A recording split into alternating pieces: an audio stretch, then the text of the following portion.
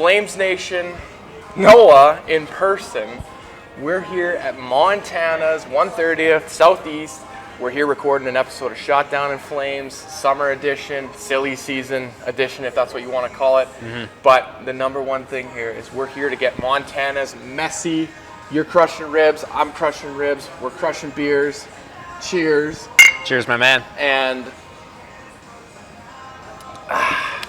we are here to get Montana's messy. Use that hashtag Montana's Get Messy. You put it on social media, post some pictures of you eating ribs. There's fantastic prizes from Montana's. They're dishing them out weekly. 7 days a week. They're doing all you can eat ribs. Noah and I were on, I don't even know what round this is on for ribs. We're eating ribs right now, crushing potatoes, crushing fries, crushing beers, and we're glad to be here at Montana's. Noah, how's the summer been, man? It feels like it's been like we've seen each other weekly on podcasts, but we haven't been together since the Flames got bounced in round 2 against the Oilers here. You know, summer's been great. I won't lie, but you know what? I'm very hungry to get back to school here in the coming weeks and at RTBN Broadcast News at State. So, I mean, the summer's been great, but I'm looking forward to get back to school at this point, as it's been a little too long considering how early it ended, obviously, the school year. I'm pretty excited and all that stuff. And last night I finished watching the Derek Jeter documentary, The Captain. Yeah. And you know what? It's funny. It had sort of its elements of Last Dance, but I don't think it was near the kind of like level that Last Dance was at. I don't think anything's going to be the level of what the Last Dance was. Absolutely not. Like that was just a crazy documentary. And when you look at Derek Jeter and Michael Jordan, like those are sort of, I won't say the same personalities, but they had always the same mentality of win at all costs type stuff, right? Yeah. And well, obviously, and I think the thing that I learned the most too from it was that A-Rod and Derek's relationship, obviously, you know, was very testy over the years. But what I learned is that it turned out to be very media driven at times. But I mean, what can you do? But you hopefully at some point that they can bury the hatchet. Fair enough. And for anybody listening right now, if you hear us just crushing food, you're not watching the video version on YouTube, on the Nation Network YouTube channel. You hear us just crushing food. That's because we're at Montana's, and they're giving us all-you-can-eat ribs here today. They're not giving us all-you-can-drink beers, but they're giving us all-you-can-eat ribs. So if you hear us crushing food, that's why we're here for Montana's. Get Montana's messy. What I was going to say is the Jeter documentary, I haven't watched it because I'm a Red Sox fan, so I don't really care. Yeah, of course. And he broke your heart on so many different occasions, but anyway. Did they cover the 04? Sadly, they did. That was I think the part of the episode of the series. Sorry, that was the part of the series I think I was dreading the most because, you know, and it's one thing they talked about too, where it's like it went from being, you know, just about the team success to then all of a sudden when Alex came around, it then turned into being the spotlight on two people instead of the team, right? And that's what kind of happened there with that group. And I always think to myself too is that if maybe on some levels they were on the same page, right? Maybe they win more World Series at that point with each other, right? And man, I just look at that lineup in 04. Even Jeter, Sheffield, A-Rod, Matsui, Posada. How the hell did we not sweep that series? I'm talking about that. I'm talking about the Yankees. But man, you know what? At the end of the day, the Magic just ran out. Because obviously there was the Game 7 the year prior where Pedro was dominating, and then he blew it in the 8th inning. I mean, Grady Littlemore, if you want to talk about that. But But 04 by that point, you know, just the Magic ran out of Mariano. It should have been like done at that point when Mo came into the game. But then obviously, you know, Robert stole that base, and that's where it all went downhill from there, obviously. Jesus, you feel like you could start your own Yankees podcast. I feel like I probably could. The one that I was watching is, it's on Disney because the ESPN thing is Tom Brady, Man in the Arena. If you remember that one. I've heard of that. Yeah. So I just started watching that one. That one's pretty sick. That one's pretty cool. That's another Michael Jordan, Jeter, MJ, whatever you want to call it. Do you think Tom Brady's legacy is an interesting one? It is, because you watch the stuff and it's like there's suspensions in there. Yeah. And, the deflate thing. Deflate gates and all that stuff. He wasn't involved in the Patriots recording the other team's sideline. And No, stuff like that. no. It's still part of it. It's still part of it, man. So It's still part of it's still part of history, though. Regardless, Yeah, I right? know. Whenever they think about all that stuff, he was still a part of the organization when it happened. Yeah. But obviously, I don't think anyone's trying to go and blame him. But it's interesting what the legacy of him is, because it's like, is he the greatest quarterback in the history of football? Yes, yeah. absolutely. But the legacy is a very interesting one. Yeah. When we take a look at it from that standpoint, how many times the Patriots cheated, and obviously no one wants to talk about that stuff. But anyways, we could get going on about this stuff, and we'll get into this a little bit later in the podcast about some new faces. And by the way, one more thing I'll mention about the documentary thing. Would you like to see a Jerome McGinley documentary? I would actually like to just see more Flames video in general. Yeah, I agree. I think we had talked about this very, very early on when we started doing the podcast. Was like your one wish for the Flames organization, and it's not to do with like salary cap or trades or anything like that. Right. I think you obviously said I want Blasty full time. No one could have predicted that answer. But what I said is I want more behind the scenes stuff with the Flames. Yes, I agree with you there. What I will say for the people that are watching, I don't want a new marketing team. I don't want guys to see this video and be like, "What is this guy bashing?" No, I'm not. I think all the fans would want, more behind the scenes stuff. All these teams, I know Pittsburgh, Vancouver, Columbus Boston, did their thing too when they signed all those Boston did guys. Behind the B.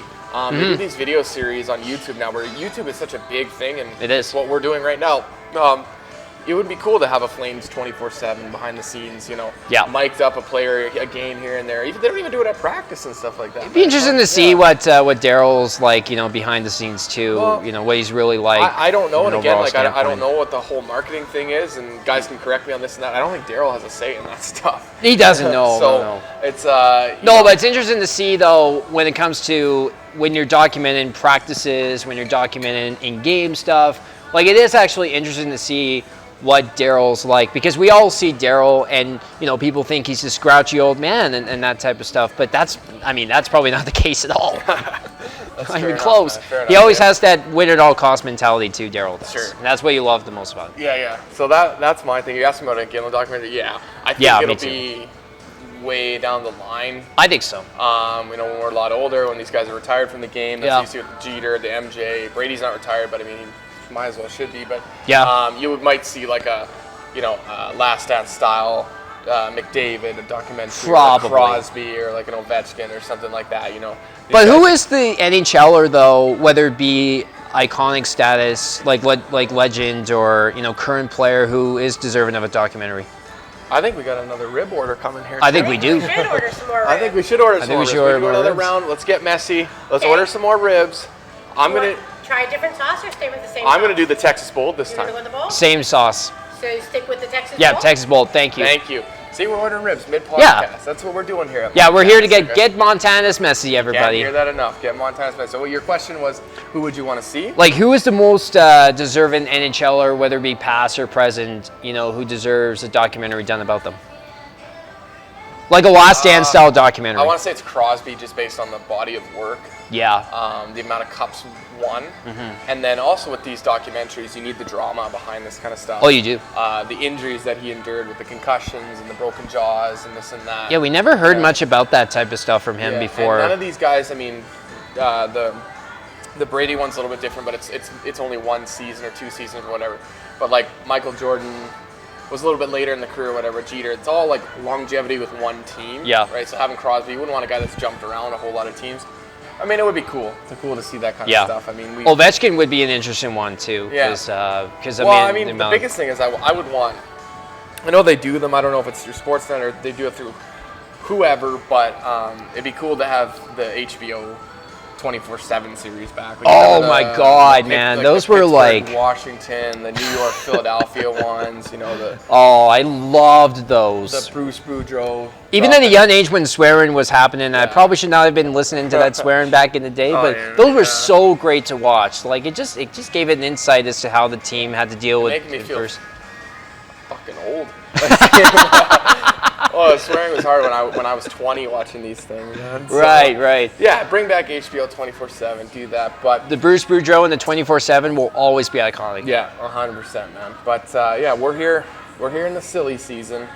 We are. We're very lucky that the Flames have been able to produce almost weekly news for us. Yep. You know, whether we wanted that news or not, it's probably better for a podcast because you could be a team. Gives us more shit to talk about. Yeah, I mean, like, you know, you know, if you're following the Winnipeg Jets, what do they have to talk about? Yeah, exactly. Nothing. What's there to talk about Winnipeg altogether? Ours went like weeks and weeks and weeks of talking about Johnny, and then it finally happened.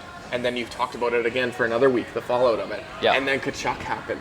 And then there was the fallout of that. And then you're talking about Mackenzie Weegar and Huberdeau. And then you're talking about whether they're going to sign. And then one of them signs.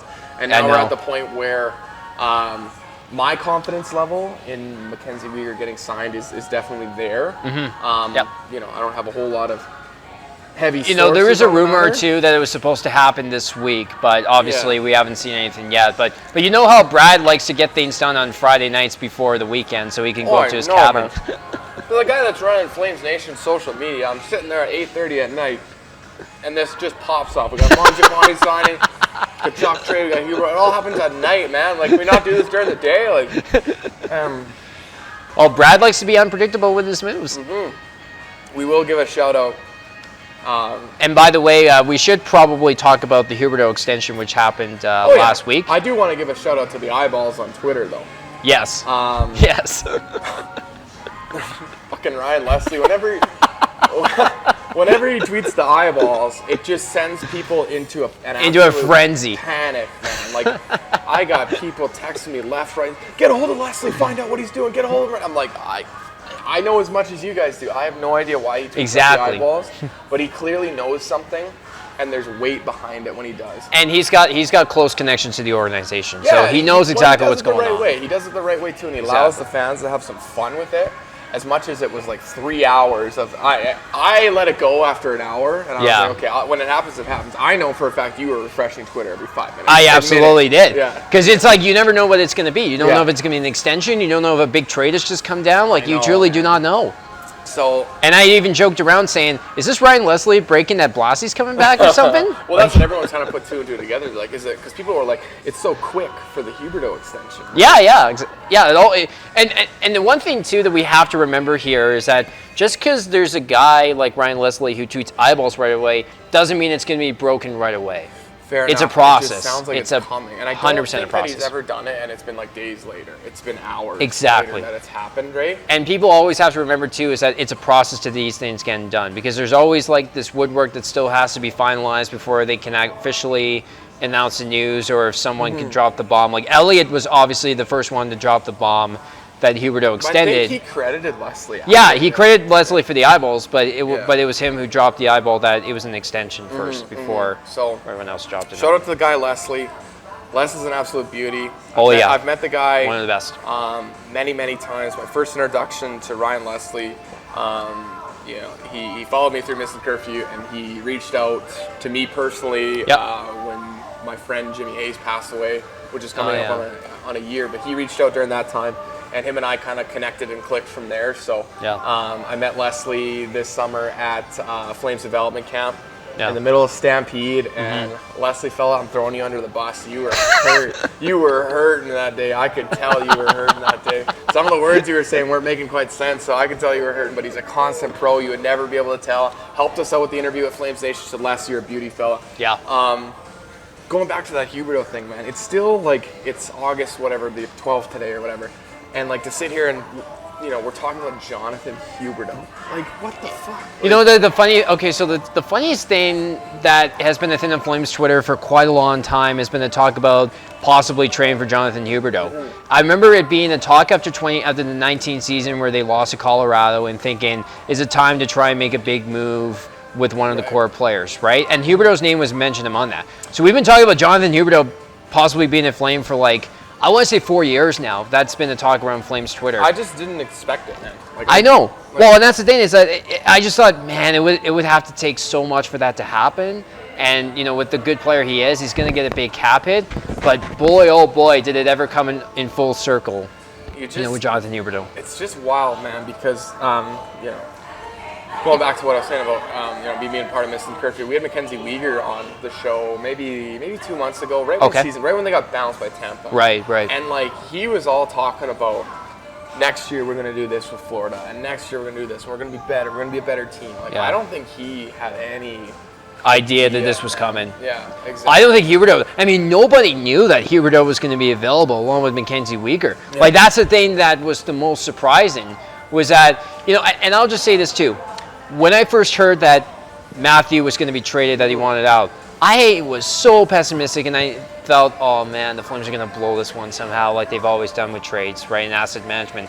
But holy crap, this is, and I said it on Twitter, and I'm going to say it again. This is maybe the greatest asset management move in the history of the franchise. Right. When it comes to this significant of a trade, because when was the last time the Flames had this significant of a trade and these significant pieces came back the other way? That is a good question. I'm going to answer that question, All but right, our guys, ribs are there's- coming. And there's in. more Get Messy Montana's More Get ribs. Messy. More get Montana's messy. ribs. We Thank love you so it. much. Thank you so much. so much. These are hot. These are warm. Hot, warm, but delicious. Excellent. We'll hit them up there soon.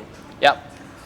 The question that you asked was, what was it? It was about, you know, when was the last time the Flames had this significant of a trade and you saw these significant types of pieces come back? Because we could talk about the trade for Jerome and Joe Nieuwendyk, but with prospects, it's so 50-50, so what yeah, they might Pike had be. a good point when Pike had put that question out in the group chat. You know, Pike likes to break a mental sweat. If you're in the group chat with Pike, he's always throwing out questions and Yeah. he wants some answers. So he threw that question out there, and I think it was Flash might have said that. Yeah. But I even and told Pike- Flash that on Pike the came tweet as back well. and said, "Well, that one's a tough one because you're not trading for 2002 Jerome McGinley. Exactly. You were trading for a prospect who was really good. You know, a guy that played for Team Canada, the World Juniors, a guy, you know, Canada's Memorial Cup, all that kind of stuff. Yeah. It'd be kind of like comparing." And I'm laughing here because it just popped in my head. I'm gonna throw this out on Twitter, and guys, you're gonna roast me. Guys, you know, win column, come after me. It would be like, you know, trading a Dylan Dubé at the time, right? A guy played for Team Canada, you know, prolific WHL scorer, Memorial Cup, that kind of stuff, right? So if you're like, Okay. you know, that would be my comparison to like a Jerome McGinley back in the day. You don't know what you're gonna get, right? Well, that's what I mean too. Is like when you look at these types of trades, when you look at Jerome, but even when you look at Kent Nilsson being traded and then it ended up being Joe Nieuwendyk, you don't know what that guy's going to turn into. Right. Right. So and that's the thing of why I say this is the best asset management move in the history of the franchise, is because you absolutely know what you're getting in Jonathan Huberdeau and Mackenzie Weegar, and it's a bigger win that they committed long term here. At least Huberdeau for now. For now. Right? So, and that's the thing too, is that I'm so happy to see that Huberdeau is like, he hasn't even played a game. Yeah, I know. And he's already committed to the franchise. Like, that's incredible. He's really good at that kind of stuff. And Yeah. I followed him for a while now because, again, I keep saying the name, but Right. Huberdeau's a Missing Curfew fan. And we interviewed him at the All-Star game. And it's actually funny. If you saw that clip, it was way back before Huberdeau. The interview was done, I think it was done in May. And Right. Shane O'Brien and Scotty Upshall had asked me, out of all the NHL players that we had met, you know, when we did podcasts with Tom Wilson, Brady Tkachuk, Right. Dylan Larkin was there, Jack Eichel was there, Freddie Anderson. They asked me, like, who is the guy that when he, like, walked into the room that you just kind of looked at him and were like, oh my God, like, this guy looks like a fucking NHL player. Like, you know what it's like. When you see him walking down the street, you can pick him out of a crowd and be like, okay, yeah, that guy's somebody. Yeah. It was Jonathan Huberdeau. When he walked in Right. that room, I was like, God damn, like, he, like, just the nicest, you know, nicest clothes, shoes, nicest haircut. Right. Super nice guy, tall, looking good. He just looked like an absolute national leaguer. So Go back to what I was saying. Is following him with the Panthers organization. He's very active in the community, very active on social media, very active at their events, supporting the team, sharing posts. You know, there's guys that go on social media and they just don't do anything. They just, you know, post 1 or 2 times throughout the season. He's sharing he's sharing on his Instagram account when the team has reached a milestone or a player has done that kind of stuff. Michael Backlund's a really good example. Yeah, he is. With the Flames right now, the guys that share that kind of stuff. So it's not a surprise to me that you're seeing him right now doing stuff for the Flames, even though he's not played a game. It's funny to see him in that like charity game where he was wearing the 2009 white jersey. Like they couldn't. Somebody get him a real I know, jersey, Flames- like Murray. You put Brad Treliving on the private plane most likely, and you Yeah. couldn't even get him like an actual jersey to wear. Yeah. Like, what was I going to say? So, kind of getting into before we order another round of beers. getting into the Huberdeau stuff is we Pike had covered it on his podcast because our show, we knew that we were doing Montana, so we hadn't had a time to do a show until Right. then. We haven't been able to talk about the actual deal itself. You know, the 10.5 or 8, the same deal that Johnny Gaudreau was offered, right? Yeah. So the fact that there's some fans out there that are like, oh, that's too long, too bad. That was the deal. You know what? Here's my advice to them. You have to pay if you want to keep. And that's the truth about a market like this. And there's no slandering going on here when it comes to Calgary as a market. But you have to overpay if you want to keep guys like this. Because guys go to the market, like if Jonathan Huberdeau, let's just say, for example, if Jonathan Huberdeau scores 40 goals and 50 assists next season, gets 90 points, that value jumps up. I know it does, yeah. So you have to overpay to get. Yeah, I know. It's just the truth. Him doing it, people are probably wondering, oh, why didn't he wait and he test free agency? And, why would he just sign with a team, especially a team in Calgary where it's winter, blah, blah, blah, all that bullshit. The guy just came off a 115-point season, his best season ever, highest or the most assists by a left winger in NHL history. The same amount of points as a guy who just left had. Exactly. So for him, it's the same thing too. Can I go out and get another 115-point season? It's possible, but it's also not. So I mean, Elias Lindholm as a center, you never know. But for him, he could go into the season and he could be a point-per-game player and get 80 points. So what does that contract result into? Not 10.5, that's for sure. For sure. So for him to do that was a very smart move on his part. I get it, people. I understand that people are looking at this. Oh, when he's 35, that contract's gonna suck. Yeah, you're right. It is gonna suck. Maybe it might, but he still might be really good by then. Who the hell knows? And I know it's kind of a silly take, but let's not worry about 2030 right now. Let's worry about next year. Let's worry about the year after that. It's not your money. It's Murray Edwards' money. The window's so open for a few more years. Like, I'm not worried about what happens in 7 years. I'm worried about what happens now. There was somebody on Twitter, and I forget the name, who put out some stats and some names that Jonathan Huberdeau is the style of player with his size, his skating, his speed, his ability, his mind. Probably the way he takes after his body, which is harder to do back in the day, which is what I'm going to bring up, is Jonathan Huberdeau might be one of those guys like, not a direct example, the Sedins, Ray Whitney, Patrick Iliash, Doug Waite. These are guys that played in their mid-30s and still put up 50, I saw that tweet. Points. Yeah. I don't know if it was Jay Fresh or if it was someone else who put that. Excuse me, somebody had put it out there. And yeah, that's what I kind of looked at. Like, could he be a player like that? A Ray Whitney, who back in the day was an outstanding player, but then he didn't, he tailed off, but he didn't nosedive. No. Go from a 90-point guy to a 50-point guy. He was still a contributing factor in Carolina winning the Stanley Cup. Kind of stuff, right? Yeah. I get it. Huberdeau hasn't won cups, but that's my whole point. Is you're banking on him being a good player still in that 35 range. Exactly. We won't talk about this one today because we need stuff to talk about still. But Huberdeau could be the captain. You don't know, man. I think he should be, in my honest opinion. And here's the thing that people are forgetting when it comes to people saying Backlund should be the next captain of the team. The thing that people are forgetting the most, though, is this guy's contract's up in 2 years. You don't know specifically if he's going to be back long term. Right. And he's been the guy who's been loyal and around for a while. But the problem again is that you don't know what the next few years might hold to the point where. Here's the thing. My thought. Yeah. Is Backlund's 2 years, so maybe you name him the captain based on his loyalty. Okay. He's not a bad player. No, he's not. I know people, hey, trust me, I am one of those guys. So if you get mad at me, I'm one of those guys that I love fighting. I'll probably cry the day we get rid of Lucic if it happens. I love fighting. Guys are like, oh, Backlund doesn't fight, this and that. That's not the game anymore. Your captain doesn't need to be the guy that goes out and fights. Yes, it's an asset. I love it.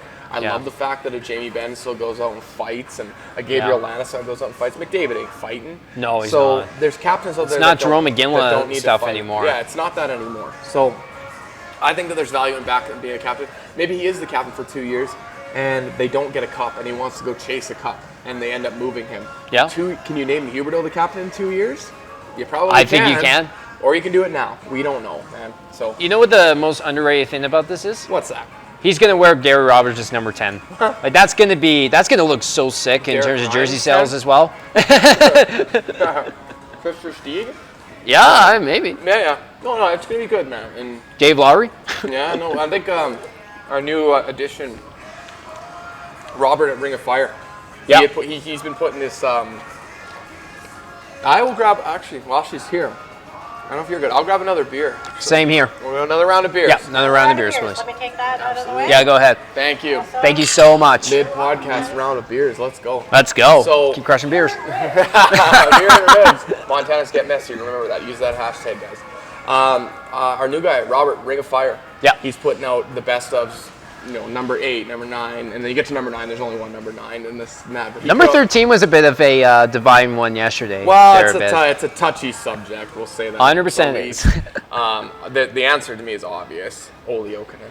Gurman teed off, man. Gurman Gurman teed off, man. The answer is Johnny. He was a good player, though, back in I the know day. he Gurman was. Titoff My was. dad used to like him. But He's not. I mean, obviously, Titoff wasn't a Gretzky, that type of thing, and that's not what we're trying to say. But he was actually. People forget he was a really good Flame. Right. For his time, he was. Yeah, fair enough, man. But him putting out the number 10, I think there will be a new number 10. Gary Roberts is the easiest answer. Probably, yes. But getting off of that, and we'll kind of transition a little bit here. Speaking of Robert, Flames fans have seen that, and Noah, you've seen it too. Yep. That Flames Nation, we've added a couple new characters. We have. To the team. One of my good buddies, Audie James, has joined the team. Yeah. Big welcome to him. Audie and Robert were two guys that were highly sought after. Yeah. In building Massively this team. highly sought after. And I put it out there, the teaser of whatever, that free agency is a real thing. It is a real thing. It is a real thing. It is a real thing. As soon as the time got quiet, Brian Pike and myself, we addressed a few needs on the team. So we're definitely looking forward to having Audie and Robert. Yeah. A little bit teaser, folks. There's more coming. Yep, There's more coming. Yeah, I couldn't agree any more with that. I think Audie, first of all, I've known him pretty well for a few years now, and he just brings something to the team that I don't think we've had before. And then Ring of Fire as well, like Robert, he brings really good perspective as well. So I'm really, really excited for these two to be a part of the team. Yeah. All right. Oh, there we go. Thank you. More beers. Let's crush. Hey, can you get her a photo, by the way, with the We're doing camera? photo mid-podcast. Yes. Raise the beers, Noah. Yeah.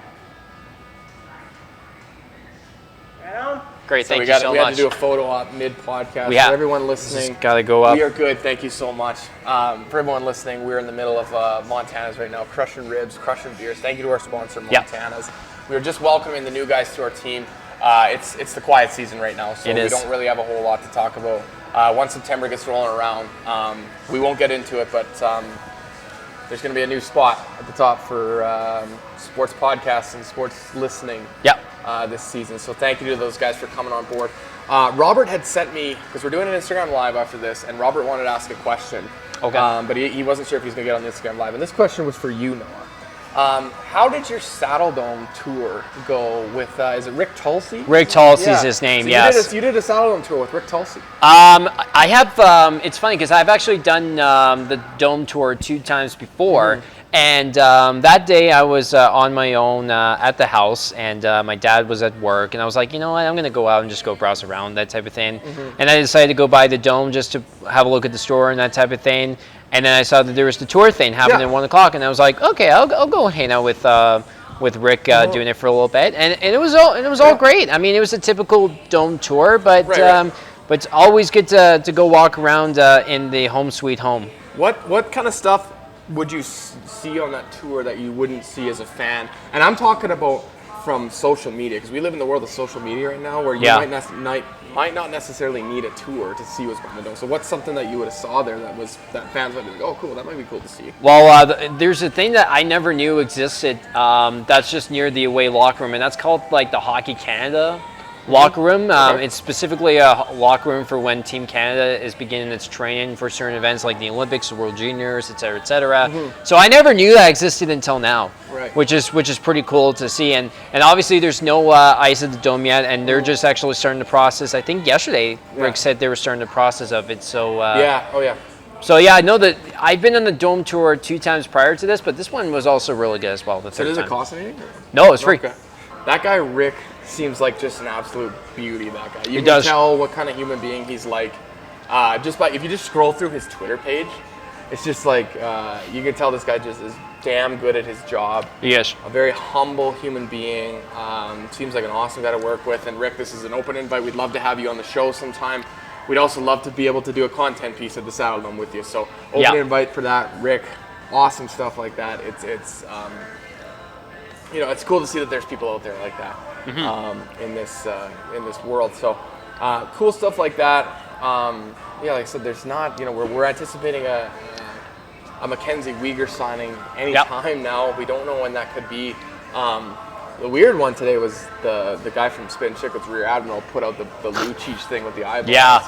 Which, And it wasn't even a podcast, interview Yeah, 'cause he thingy. said that It in was the actually, comments, yeah. So it's interesting to know that maybe there's a reunion between Luch and the Bruins, upcoming. I mean, we don't know. I have no info or sources telling me that that's going to happen, by the way, but it's interesting to see that.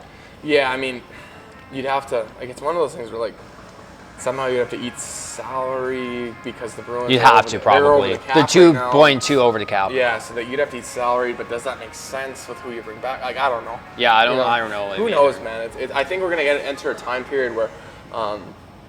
Well, and I think, too, is that a salary is going to have to probably go, between now and then, because especially if the Flames want to still make a run in Nazem Kadri potentially, they have to move something out. It sounds like that. It's happen. an Eilers done thing. But I also think Frank mentioned it too on Daily Faceoff, and I could be incorrect that he said that the Flames are still poking around at the Kadri stuff. So I'm not sure. Big Daddy Frank's never wrong, so it's there's definitely where there's smoke, there's fire. There is. Also, it's point to the Islanders for me. Who knows, man? I think we're gonna, like I said, we're gonna get into the point where Tree's gonna work hard on this Weegar extension. Yep. If it gets done, Tree deserves probably the biggest vacation to go out to the lake or the cabin or whatever and shut the phone off and not respond to anybody. And I think that's probably what you're going to see happen. Probably. Most likely. People notice their stuff. Stuff usually happens when the Flames don't post on Twitter for an extended period of time. So I think you do need another one more forward to add to your team though, like a goal scoring type of player. Yeah, to your I know. top That's six what people. probably. A lot of people are ragging on Toffoli potentially being on the top line, and there was an article out at FlamesNation about potentially breaking up Huberdeau and Lindholm, and you do maybe it's Mangiapane. I saw that. Mangiapane, Huberdeau, and Coleman, and then maybe it's Lindholm and Toffoli are together with who I don't know, and then Backlund becomes your third line center. Is that an overpay at a third line? I don't know. Yeah, I think it would depends just on be too much at yeah, that it point. depends on what happens with Monahan. It's hard, man. You don't really know. What the organization is thinking, and honestly, I didn't know if we had much time with this on the podcast still, but we got a little bit of time left. Another question from Robert was, what's the best game you've ever been to at the Saddle Dome? Wow. And you've been to a lot of games, so I've got a little more longevity on you. A little bit, yes. In terms of I've been, I went to games in the 04 run. You did. I went to. You got me beating that category. I was at the game in 2006 where McCarty scored in overtime. Oh, you were at that game too? I was at that game oh, too. So man. That was cool. People were launching beer in the crowd and stuff like that. By the way, I want to bring up something about Darren McCarty quickly. So I was at we were at our neighbors last week for dinner, and our friend had a signed game-used Darren McCarty jersey. Yeah. 25th anniversary one, and he got that at a game one time from Darren himself. Yeah. That was so cool and I think unique a lot to of people see. rag on McCarty because he's kind of a bad boy, the alcoholic, this kind of that. And, we had him on Missing Curfew, and he seems like he's doing really well. That's good. Doing really well for himself. Yeah. He's getting into wrestling. He's been doing some stuff with AEW. I saw that. Yeah, so I mean, I didn't mind him as a Flame. He used to beat the I didn't mind him shit out either. of Matthew Barnaby one time. He had a Blasty jersey. You'll like that one. I'll post that clip. So yeah, he beat the shit I have to out have a look at that one. And then there's him with the infamous Surrey fight where Surrey gets him all bloody. Oh, Surrey, bloody I in think the Surrey got eye kicked out of there. the game because he had his hand wrapped in foil or something like Oh, that. Again, we're talking okay. about games that I've been to and that you don't remember. So Right. back to that because we're kind of running low on time here. What's the best game that you've ever been to? Wow. To answer quick here, I'm gonna say Iggy's retirement. Just not from his perspective of how the game went. Yeah, I was at that game too. Not from how the game went, but just from what the event was like that night. Going to see your hockey hero get his number retired, that's a memory that will last with me for a long, long time. Sure. And I don't think the best game that I've ever been to has even happened yet. I'll just say that as well, because you never know. There could be more playoff runs. There could be Stanley Cup final. You never know. Yeah. Oh yeah. Of course, man. Of right? course. So there are a lot of games I've been to as a kid that were cool experiences, but Yeah. I don't think the best ones truly happened yet. But That's we'll see. fair. That's a good answer. I mean, for me, I have a lot. Like I was actually at, like I said, I was at a couple games in 04. Yeah. I went to some games in 06. Yeah. I actually was at, and this is like going back a little bit longer in time. I was actually at Crosby's first game in Calgary. Really? So back in the day, Wow. and that sounds so old. The schedule was so bad that you used to play Pittsburgh in like 2007. Yeah, And then 2006 as well. No, it would be year by year. Yeah, so year by year. 06 they would come to Calgary. 07 they would go to Pittsburgh. 08 they would come to Calgary. Mm-hmm. And then they finally switched it where we go home and away, right? Yeah, You play yeah. Pittsburgh twice a year, what's in Pittsburgh once, and then here in Calgary.